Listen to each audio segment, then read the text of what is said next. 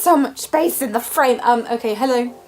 I've literally just come back from an 80s horror prom, and it's been really hard to figure out what actually happened because it sort of was a prom and everything happened.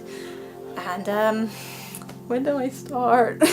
I don't know where to start. Why don't you introduce your special guest, Sammy? How do I explain the prom? Well, let me introduce you to my special guest. It's me. Hello. Our hair will get stuck together with hairspray. Yeah, it will, because I don't normally look like Tim Burton. You smell my hair. Oh my god. It smells of hairspray and perfume. It kind of smells like Lush products, and that's real nice. It smells of hairspray and 80s perfume. Yeah. Right, so what are we doing? What were we doing for this whole weekend? Okay. Friday night. So can I just, because you made a video about your character, didn't you? I did. And it was real cute. It was fucking delightful. I'm like Sammy's biggest fan. Oh yeah, hello everybody. This is Weeaboo Trash from my channel. I want to point out I made that account when I was like 11 or something. That account is super old. Anime is garbage. Don't at me. Right, you seen Brooke Davenport before the prom, and she was super duper excited, and she couldn't wait to go to prom. And then this person also went to the prom.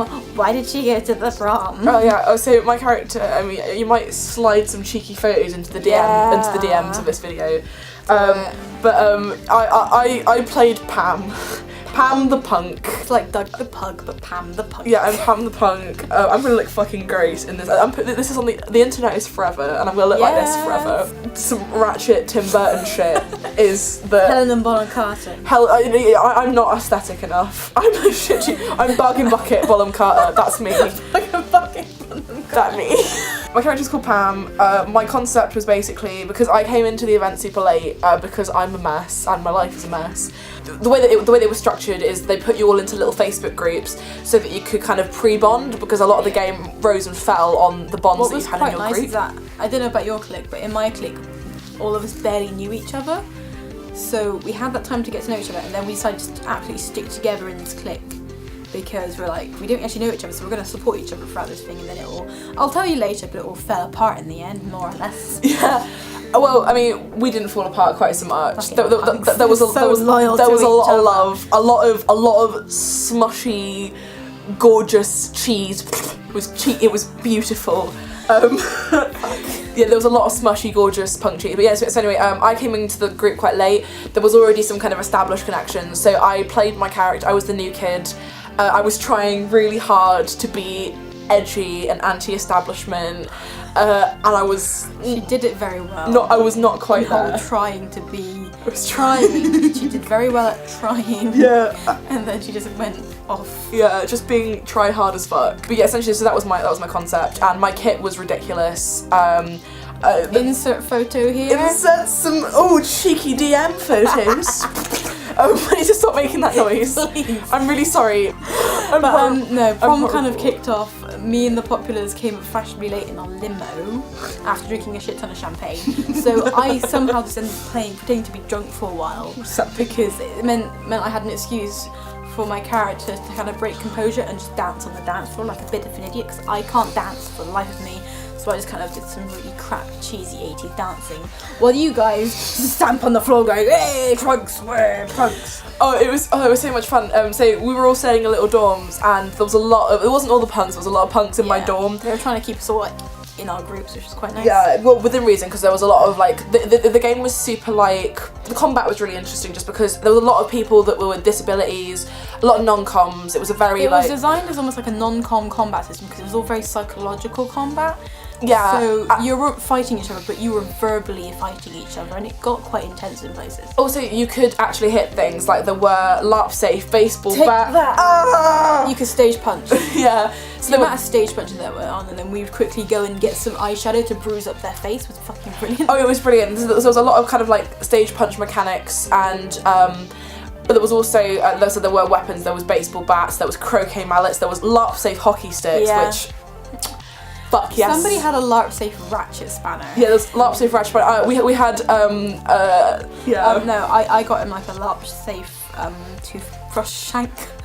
That was Empire. I was with you when you I bought lent it to Esme to take with her as her punk. Oh, it was so much fun. We ended up we'll get into the actual story of the event, but we ended up doing some shiv brain surgery, which was fucking beautiful. I wasn't there, but yeah. Like, prom kind of went on as a typical prom. People were kind of in their cliques doing the usual kind of, either we were sniping at people for their outfits, the punks were just messing it all up, the slackers were just eating all the food, the nerds were on the table going one of the artists were just floatily dancing around. Definitely, like one of the really nice things about it was the people that played jocks, they oh my gosh, the jock team. So they went hard, and considering it was a one-off event as well, like the level of kind of commitment and immersion that they put together was so good. Like they got Letterman jackets. Yeah, they got Letterman jackets. Their initials.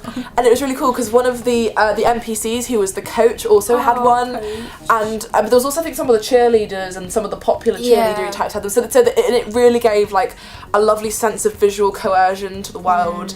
And also they had all those loads of LARP stick hockey sticks, and they had like the team was the knights. Yeah. And so they would, whenever they wanted to form up, they would scream round table, and everyone was screaming go knights. Well, we weren't because it's so establishment. I'm not into sports. They're lame. Yeah, it was great. But, so we were at Northview High School having a prom. It all went well until the prom queen and king vote was rigged. All the populars were grumpy because, oh my god, the punk can't be a prom king, a slacker can't be a prom king. Yeah. I think Trick was a slacker. Oh no, yeah, I think Trick was a slacker or an arse. I can't remember which way around Trick was. It was kind of. We should probably look that up. But yeah, either way, the wrong people according to us, and the jocks got the crown. Yeah, because essentially, the players themselves fucking cricket. Yeah, we rigged this election. So essentially, there was this whole hoo-ha because before the event, a lovely girl called Keely, she plays this character called Tara, who she was this really like quite charismatic, very. She was quite a loudmouth punk. Yeah. Knew what she was. She really knew what she was about. But she was kind of really cool. She was in a band. She was that, and she was like, "Oh fuck the establishment! Me and this artist, we're gonna run for prom king and queen as like a protest." Yeah, they were like a sort of it was the anti-prom. Yeah. And that was real cool. And so there was this whole kind of campaign about that, and then obviously there was all the populars and the jocks and shit running for it, and then everything kicked off. Oh, before everything kicked off, there was like a lot of inter-clan drama. There was also a lot of NPC teachers wandering around, which was brilliant. I love the NPC. Oh, I miss Harris. It's so sweet. Yeah, they're really nice. I mean, the thing is, I think Mr. Taylor or Mr. Pike was just like, I hate you all. Oh, definitely. Like, because again, there was a dress code which we as punks didn't. Like, I was essentially wandering around in a bra and fishnet tights that I'd safety pinned. And so I got chastised for my. She was the only one to be taken into the teacher's office. Yeah, I got taken into the teacher's office. They told me off. I'd written "fuck off" all over my jacket, and I'd written like "wanker" and like I'd written basically just loads of kind of really juvenile swear words. I'd written like "spunk." If they said it in the young ones, it was on the jacket. So yeah, we were doing that, and also we tried to, because essentially the way that it was set out was there was this glass walled office, which was where all the teachers... there's some windows through, and that's where the teachers kind of had. And they had little windows, and while the election was going on, me and one of the other punks, we opened the window from the outside. 3 feet away from a ref that 3 feet just watched you climb in a window and climb back out again because you were trying to rig the election. Oh, it was brilliant. It was so much fun. I was goody too. Well, I mean, I was just trying to nick my shiv back. Well, I was trying to get a shiv, and one of our mates brought a load of condoms in, and we were trying to get the condoms back because prom night. Am I right, ladies? Yeah. I don't think I really actually started doing anything proper until the shit kicked off. It happened. And when it happened, it happened. Not too. I mean, first of all, there was a bit of like drama going around. Like one of the teachers was kind of aggressive towards one of the students. Drama happened around that. People were going to try fuck with coach for attacking a student. But then something dramatic happened, and coach basically died. And I think it was Kim who saw her covered in like blood and came through screaming and saying the coach is dead. And like what? And then the big black boy came along. Essentially, half of the hall was like blocked off by this big black curtain, which had loads of kind of like sequined. Well, not half the hall. It was a corridor that was blocked off. Yeah, the gym and everything was suddenly inside this big void. Outside it was just black. We couldn't get through this kind of, go away son, this kind of weird black thing basically. Yeah. It was kind of bouncy and more solid, and then what do you punks go and do to it? Again, what do punks do when they don't know what something is? Smash it.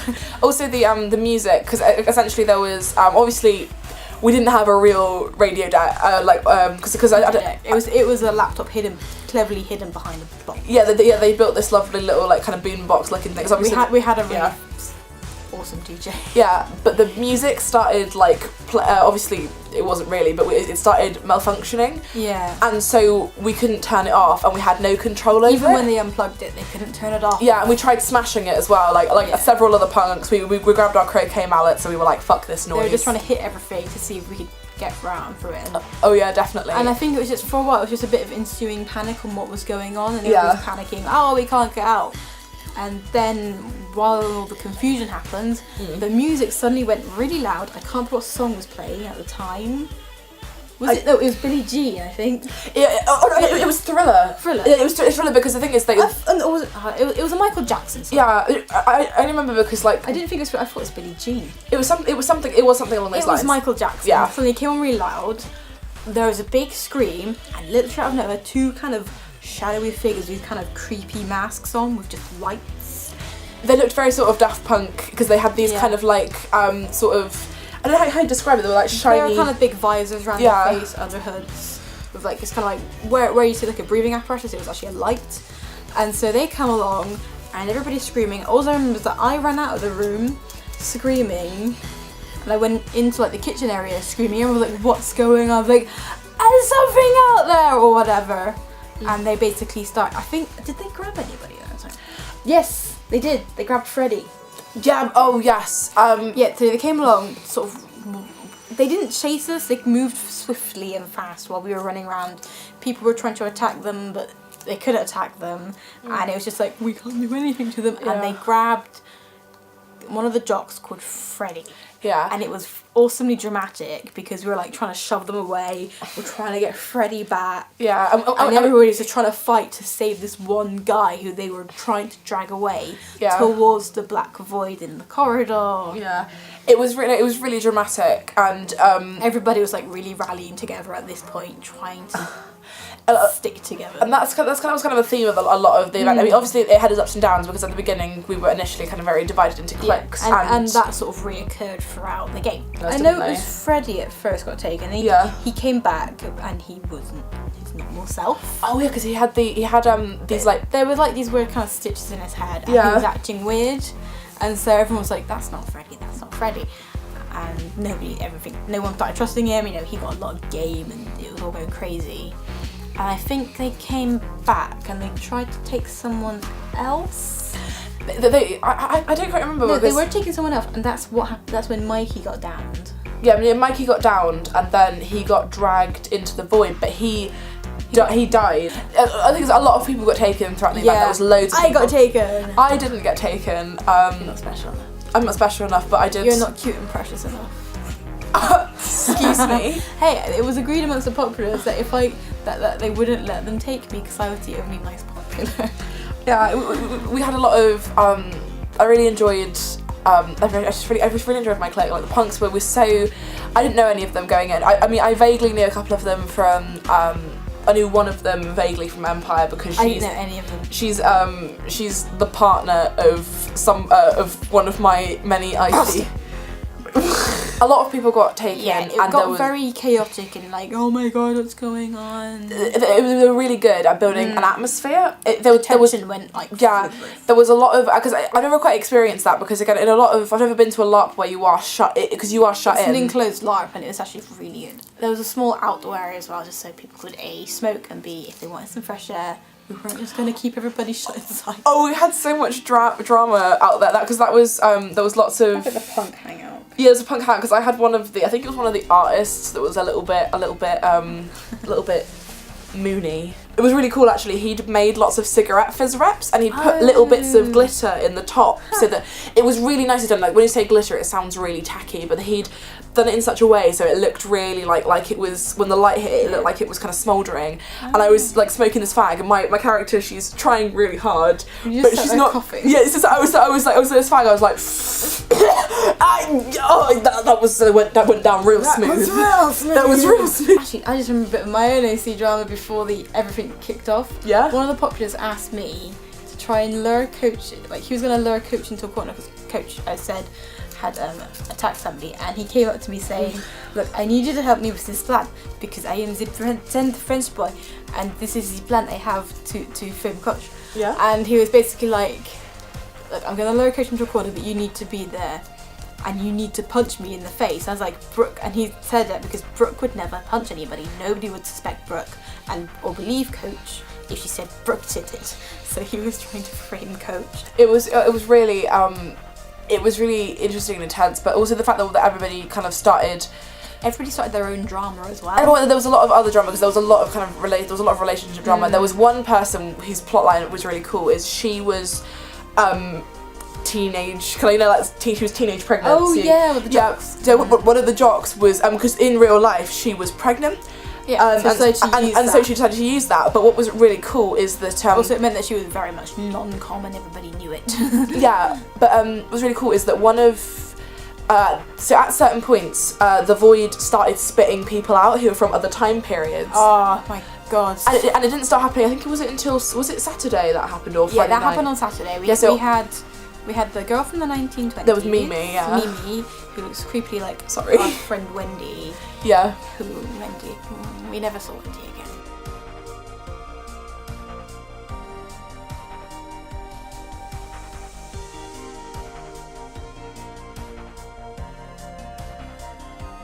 It was often quite hard to keep track of events because again people because this is why we're having such a hard time. Yeah, it's quite hard to recount because there was so many different because of the nature of the game, because it was a very heavily, unlike other LARPs that you've spoken about, things like unlike Empire or like you've spoken about Stargate and stuff. Stargate you have like individual missions and you do have a few crossing plots in Stargate. Yeah, whereas this one is very heavily driven on kind of personal story, backstory based plot and very sort of psychological, whereas something like Stargate is more like missions and fight monsters. Yeah.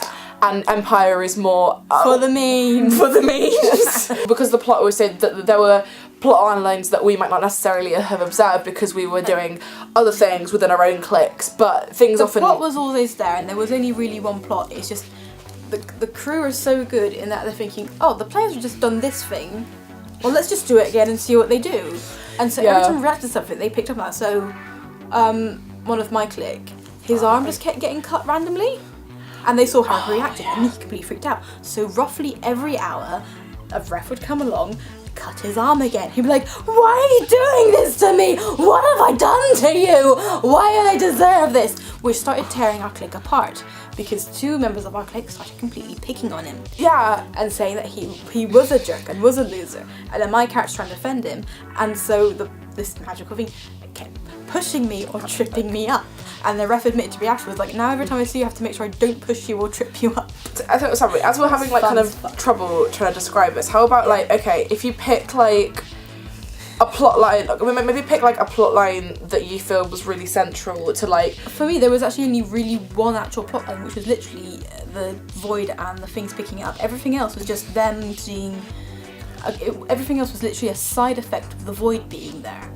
That's all it was. So like a really big thing that kind of affected a lot of the way that the game went down, certainly within my clique, but also I think it affected everybody in a way. It was what happened to Tara. We mentioned briefly that she essentially what happened is a load of the jocks went into the Void because I think it was because they heard the voice of Coach. Yes. And in the Void they saw a vision which we found out at the end wasn't actually Coach. It was a copy or something. Yes. And they were told that they needed to bring that they were all knights because their team was the knights, and they had the queen was an evil queen. Yeah, and they needed to bring her the heart of the evil queen. And so they had a discussion of should we like cut out Tara, because Tara was the prom queen. We cut out her heart, and this is dark shit. She dramatically grabbed Nick, the overachiever, which I think was her boyfriend at the time, or the person she loved. Oh no! That was a really fun plotline. So Nick, she was going out. This was a player plotline and never intended by the crew, by the way. Yeah. So essentially, there was an NPC called Gravy who was a drug dealer, and he had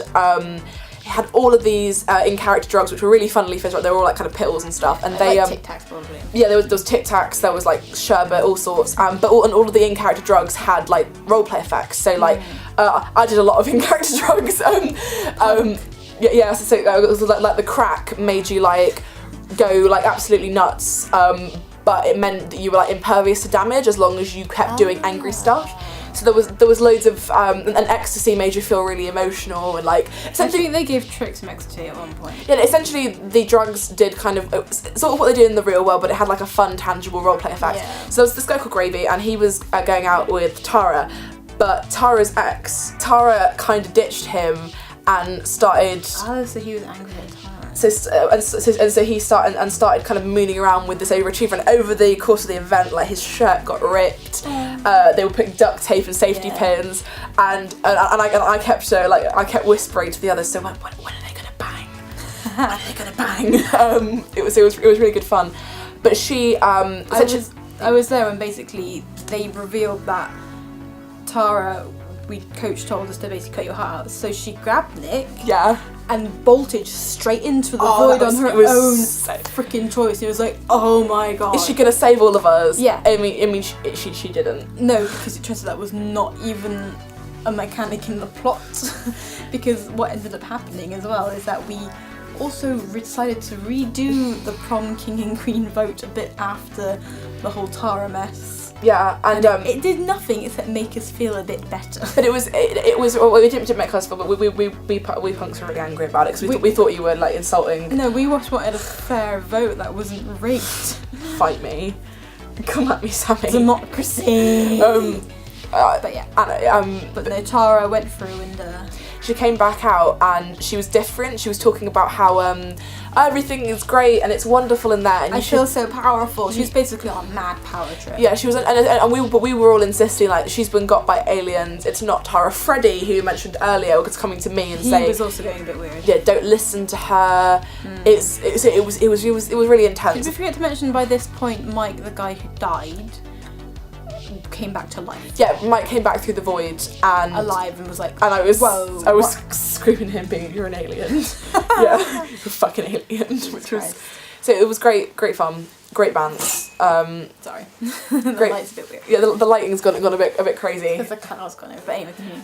Yeah, so it was great. It was and that was real fun. That was real fun. And that wasn't even part of the actual plot the crew had written. They just kind of latched onto it and thinking, let's go with that. Yeah, anyway, so Tara came out and she became like this scary queen, and they painted all her face Nick up. was also kind of there of a similar vibe, but she was the main driver. Yeah, she was, and also the thing is, and they cut her heart out, and she covered her like chest in stage. She covered her like a décolletage and chest in stage blood, and she had it all over her face, and she was like, "Come with me." Mad. And literally, how many players did she shove in the void? She killed so many people. I don't know if she killed them. Yeah. Anyone who went in the void and didn't come back with dead. So there was like 5 or 6 people, I think, that died in total. In total, yeah. 3, actually no, 2 of them at least died because they stayed behind after trying to like defend their friends during experiments. Yeah. So I believe that was Wendy was one of them. Yeah. Have we mentioned that they were experimenting on us yet? Vaguely mentioned, but no, they were taking us away. When they actually came to pick on people, they took us away to experiment, so I was one of them. And it was me and another guy, Travis, a cool, mysterious guy, the popular guy who's actually a massive nerd. We just didn't know it.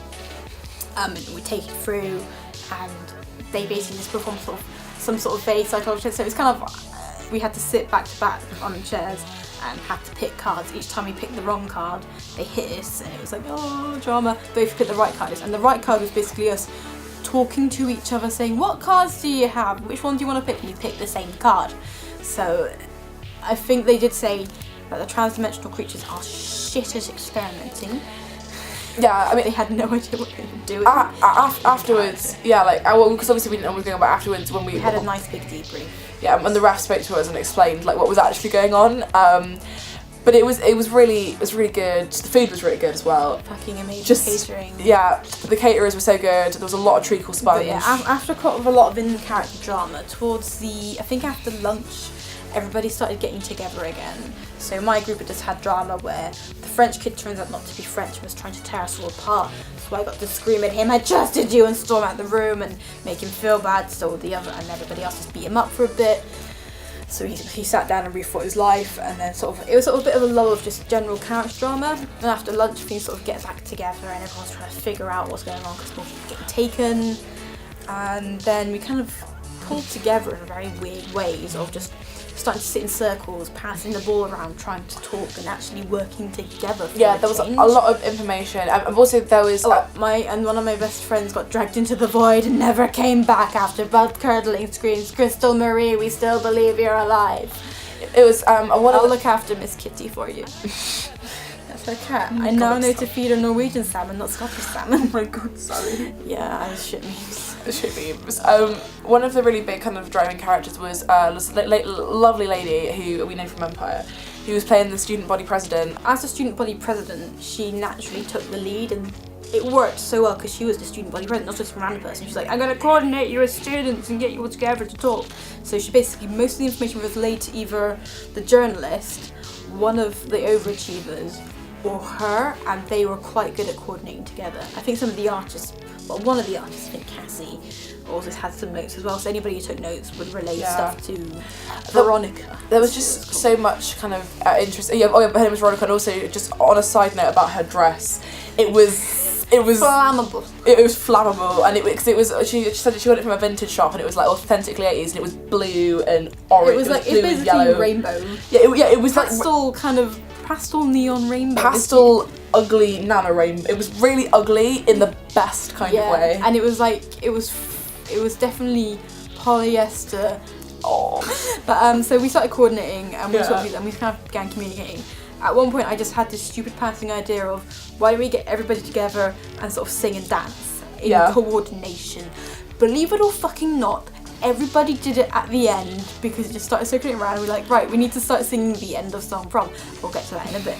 So one of the so there were a load of NPCs floating around who I was really amazed by how stealth they were, because we thought they were students. Well, I thought they were students because there was a photographer. Well, we knew the DJ was an NPC. We knew the DJ was an NPC because they were messing with the music. The photographer I just thought was an NPC photographer who was just basically being a student. I don't know, because I think I had loads of like. We did talk to him a lot actually, and he did get involved in a bit. Oh, you didn't, because we ended up being sweethearts at the end. Oh. It was so romantic. Brooke and Charles started dating. Oh, there was a lot of that. There was a lot of couples formed at the end of it. Yes. So he was wonderful, and one of the best. I haven't got any with me, just send me photos of the photos. Yeah, I'll send you photos of the photos because they were brilliant. Photos of the photos, they were Polaroid. He had a little Polaroid printer, and he was printing all these Polaroids, and the photos were part of the game because there was a lot of. I think they're mostly there to fuck with us. Yeah, they were just kind of to fuck with us, and they'd drawn all over the photos. They'd like X'd out people's eyes. They'd drawn hearts. Just to make us go. What? They'd hinted at people's kind of sordid relationships. Yes. So it was quite just to try and get the inter-group conflict going. Yeah, it was really fun. But I ended up. I just want to talk about the one vaguely heroic thing that I did because. Was this before what we like to call Baby Shadow came in? No, this was after Baby Shadow. Baby Shadow came in at one point. One of the shadows came in and was really nice. Yeah. Because we were nice to it, and we sort of taught him to clap and thumbs up. Oh, I taught him to dance, taught him to slut drop. Slut drop. And then we started defending him when some evil ones came in and started killing him. Yeah. I think Charles from the Popular gave him a mallet, and he was like, "I have a mallet. What do I do with it?" But he was playing catch with everybody. He was like, "Oh, we love you, Baby Shadow." Yeah, and then the other shadows came in and fucked him up. Just FYI, the brief for Baby Shadow was, if they attack you, rip their faces off. Yeah, so he was. We were lucky. We were really lucky that nobody decided to twat him. When he first came in, it was Laurie the journalist, me, and I think it was Charles as well, the other Popular. And he just happened to come in on nice people. I think you were there as well. You were just outside. I was just outside when Baby Shadow came in because I gave him a hug and he was like, how was it? Huh? Yeah. But he was like, oh. So this happened. This was towards the end because essentially, I didn't realise. So what we didn't realise about this photographer is he was wearing a 1984 shirt, like an Orwellian. Orwell 1984. He was holding a camera the whole time. Earlier in the game, we had taken down 2 cameras that were on the wall. Why did we not think? Oh yeah, the photographer who's got a camera. Maybe he's an infiltrator, but he seemed so nice. He was being very friendly. He took all our photos. We were having a good time, so we didn't suspect him because we're dumb high school students. Yeah, but so anyway, my character was a bit of a. So my one of my big things is because my character, she's a bit of a square, and she doesn't really do drugs. She doesn't really smoke, and one of my big things is was like, I'm gonna die a virgin. I'm gonna die a virgin. My life is over. You kept like randomly shouting slut at my character. Oh yeah, a virgin. I kept shouting slut. Just because I wanted to interact with Sammy, but I didn't quite know how to do it. So I'm just being like, I'll just insult her. All we know is that we have like a vaguely tense relationship. Vaguely tense relationship. Feeling veiled lesbian then. Get off me. I'm sorry. No. I love you, Sammy. Anyway, so you were coaching in with the photographer. Oh yes, I was kind of coaching him. I was kind of like flirting with the photographer and being like, but in a really like awkward, adorkable way. I was just like, oh, I was just like nudging his knee and going, oh, you're so gross, ew. But eventually he came to me and he gave me the MacGuffin dagger of MacGuffin. MacGuffin dagger, which was the only McMuffin dagger. The McMuffin dagger, which was the only thing that could hurt. It was like a fancy obsidian dagger. Yeah, it was this weird kind of obsidian plot dagger, and then anyway, before that though, I think the janitor went crazy. And the janitor! The janitor was a real great character. I spiked. So basically, the NPC who's playing the DJ, she convinced me to spike the janitor's rum with ecstasy, and then is that why he went nuts? That's why he went nuts, because he was in love with the coach who died. Oh, but the DJ was in love with him. It was a really weird triangle that appeared out of nowhere and was never planned. It was really the NPC. It was really funny. I love NPCs. Oh, the janitor was great. He became at first he was really grumpy with the students, then he became really chilled out and like one of our best mates. He was great. I mean, I was always just really rude to him. I was friendly to him because he helped us out. That's because it's you, Sammy. You're fucking cinnamon roll. I'm too cinnamon. I need to become eviler.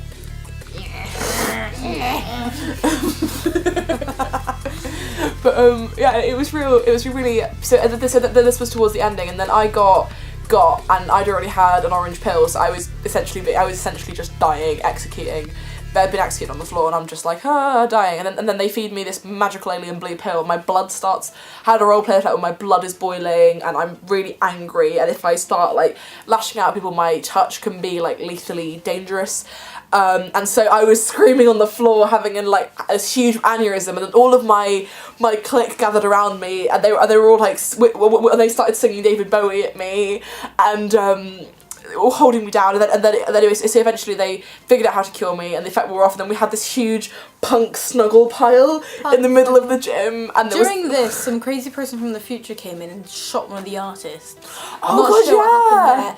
I don't know why he shot the artist. He was just sort of screaming, going, "Get away from me!" or something. Just shot her, and then that was great. This was going on while she was dying, so it was a bit of a weird mix of ruckus going on. You can see why it's very hard to explain what's going on. Yeah, it was really. It's a very difficult one to recount because it's not like other things where you go on a quest and you do this. But and I think after that happened with Bernie nearly dying and you nearly dying, that's when the ending. When we all came together. Where were we? So we were talking about the end. The end. The end of the world. So yeah, after all that drama kicked off, we all said, right, no, we really have to work together. Yeah. So this is when we were sort of biding our time, and this is when the stupid plan began forming. I think me and Charles were talking with Mikey from the Punks and Julian from the Artists. His name is Mickey. Mickey. I kept calling him Mikey, and it became a thing. I kind of went Mikey, because Mickey managed to talk to the DJ, and he also knows like good songs. So we were thinking, is it going to be We Will Rock You or We Are the Champions? And they managed to find it was We Are the Champions. So Mickey began organising people, and I think James did not James. I call him James. I don't know why I call him James. Julian did some bits and bobs. So we sat down and figure out the lyrics while a jock did some very neat handwriting. Yeah, no, because there weren't actually that many people who knew like the verses to We Are the Champions. Between us, we're just kind of going, hang on, this, that, yeah. Yeah, this, that, and so we during this time, what song was going on during the time? It was while we were writing all this, another song. We were singing another song that was on the DJ. Yeah, and everyone got in a circle, and it got a little bit kumbaya. Yeah, and in the middle of the circle, a box was dropped and it had the heart of Tara in it. And everyone was like, just keep singing, sing the song, whatever song it was. Yeah. I forget which song it was. It was kind of dramatic. It wasn't Total Eclipse of the Heart, was it? It was an 80s cheeseball song. It was kind of on lines of Total Eclipse of the Heart if it wasn't Total Eclipse of the Heart. Yeah. But eventually we finished that song and then we all got together, held up the big posters with the words on for the lyrics. Yeah. And while we were singing it, all the crew and all the ref came in to watch. And partway through, they changed the song to what we were singing. So basically, we had influenced what the magical DJ set was playing. We were singing "We Are the Champions" by Queen. It was amazing because by the end of it, everybody was like hugging and screaming and the lyrics crying. and crying. It got really emotional, and so we ended up making some of the crew cry. That was like freaking bonus points there to us. And it was they were like, it was really surreal. They were like, they've done this so well.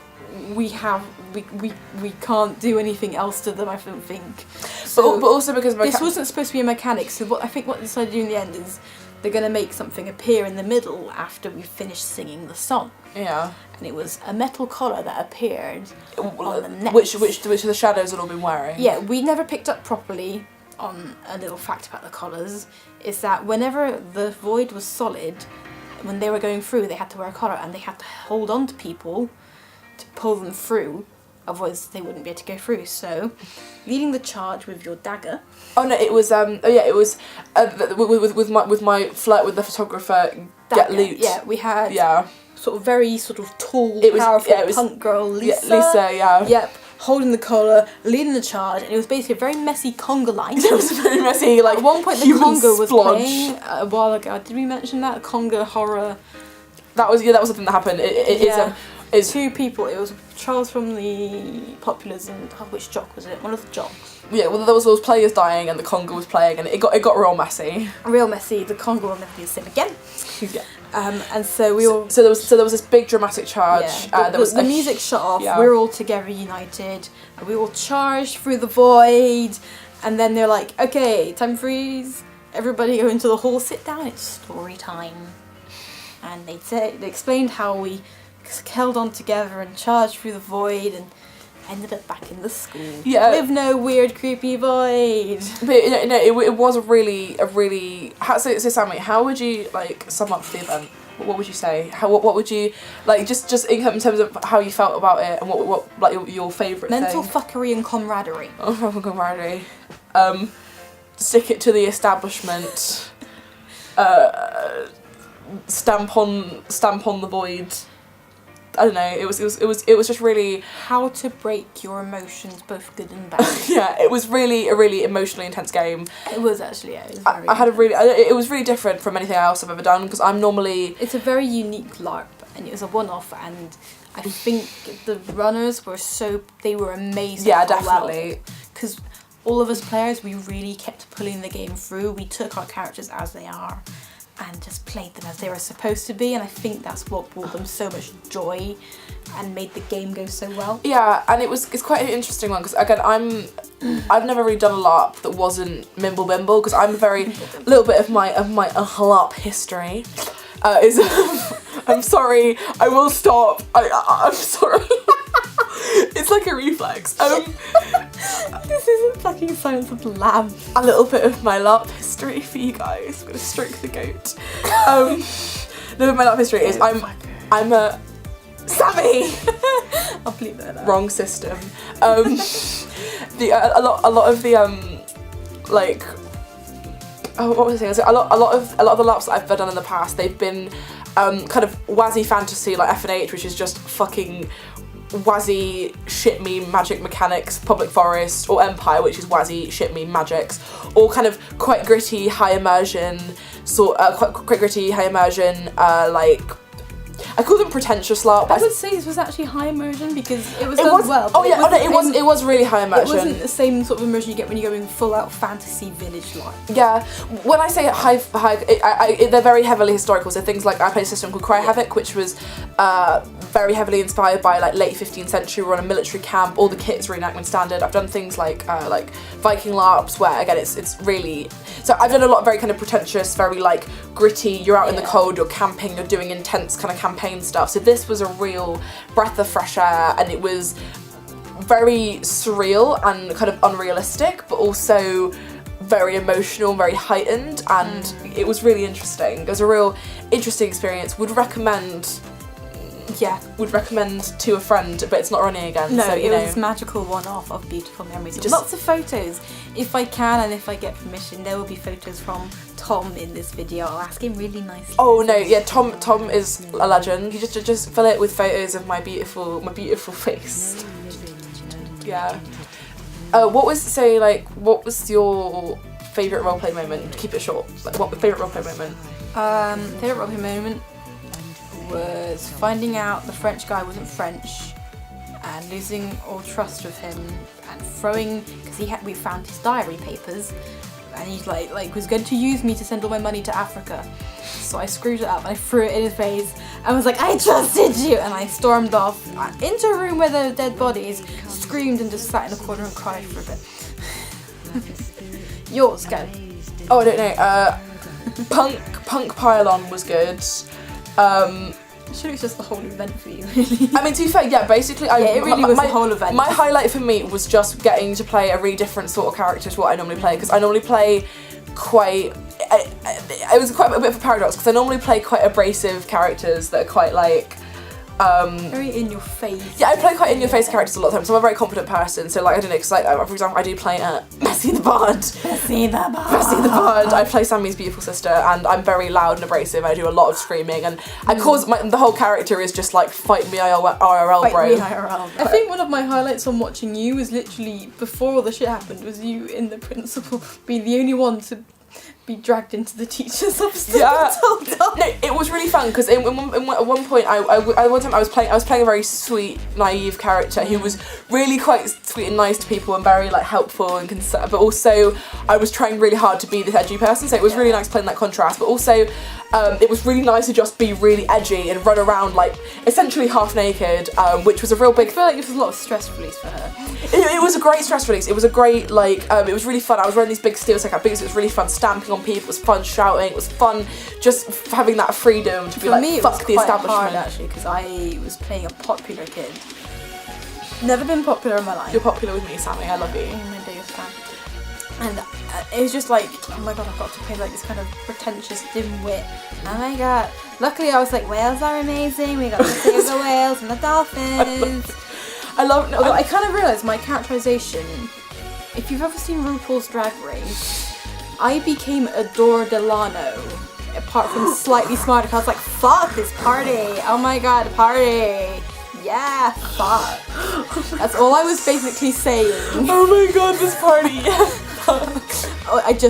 I embodied Adore Delano for most of it. Oh yeah, no, it was really wonderful. I quite like to take elements of some of the things that we did, because one thing that I did think about was because a lot of the time I was playing my character was very stressed out and very like, all that lighting. Shit lighting. Yeah, I was playing my character very stressed out and being like, fuck, what's going on, which I think a lot of people were. Because I channeled my history of anxiety into being able to panic really well. Yeah, I mean, again, I was playing my character as quite nervous, particularly at the beginning, but then I came in, but I was very like commanding and authoritative, and I was thinking like, I can't do that, that's one thing. One of my role-playing effects I had for briefly was I had to be a leader. Yeah. IRL, I can't do that. I can't be a leader. I feel like I have like the vocals and the presence for leader, but I don't think I have the brains for it. I think what we need to do, Basically, we need to tag team. You have to be Tamaki, and I have to be Kyoya, and we're basically the Oran host.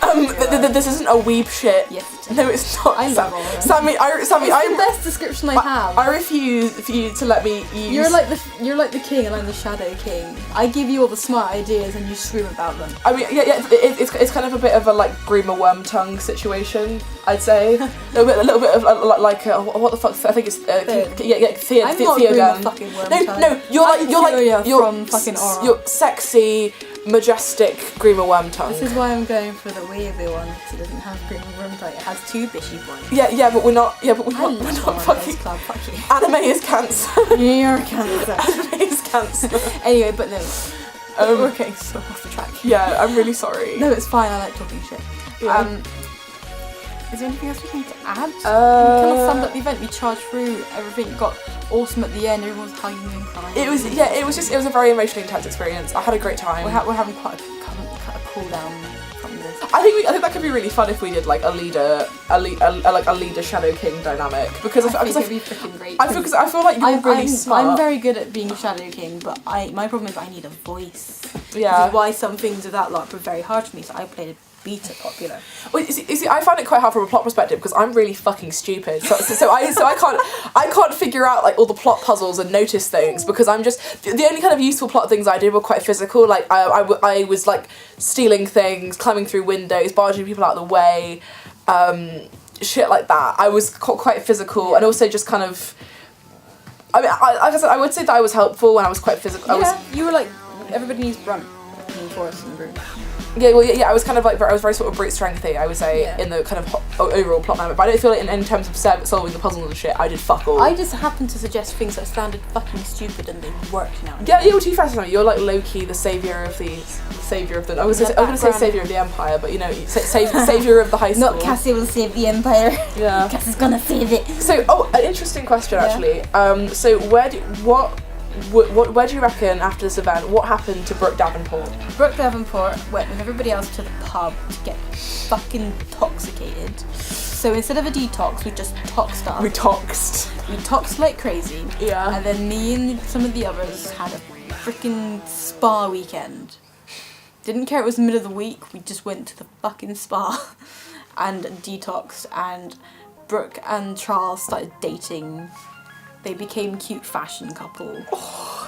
And instead of fundraisers, they were doing galas and hosting cruise ship shit. So wait, can I ask, have you ever done ball gowning roleplay, like romance roleplay? No. That? Oh really? It was very low-key romance roleplay. We were just kind of dancing together and just kind of being like, oh, there's nobody else. I'm just interested because obviously romance roleplay is a very like kind of controversial topic. You can do it when it's, because luckily, and if I'm pretty.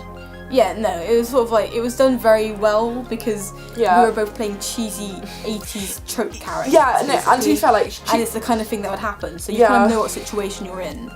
It's just, I was just wondering because it's not something that I've ever seen you do before. No, because Cassie's deliberately, like, not thinking about any of that stuff. Yeah. Because she's like, I've got to do me baking, and I've got to get the magic better, and I've got to be crazy and glorious and Scottish. And I've got to save the family. Cassie's literally keep the family together. So enamoured with keeping the family together, she has no time for romance. You see, the thing is, I found myself ball gowning quite a lot. Like I'm thinking about. It's called ball gowning. Well, I don't know. Ball gowning is quite a broad term. I mean, but I would say romance RP because I think I'm not against romance RP as long as a pair of you OC know what the fuck's going on. Definitely. I mean, because that's quite important. Yeah, because like I said, I do quite a lot of it, and I kind of just find myself falling into it as well. I don't quite know how it happens. You lend yourself with the kind of drama.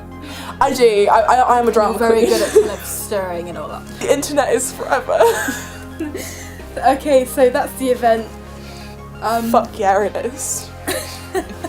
Sorry. We'll catch you another time, shall we? Catch you another time. Bye. In the DMs. How do I do this? How do I dab? Sammy, don't. No. I apologise. Sammy, fucking stop it. Are you 80? I've just been to an 80s LARP. Dabbing isn't. I know. Filthy fucking millennials. Fucking millennials.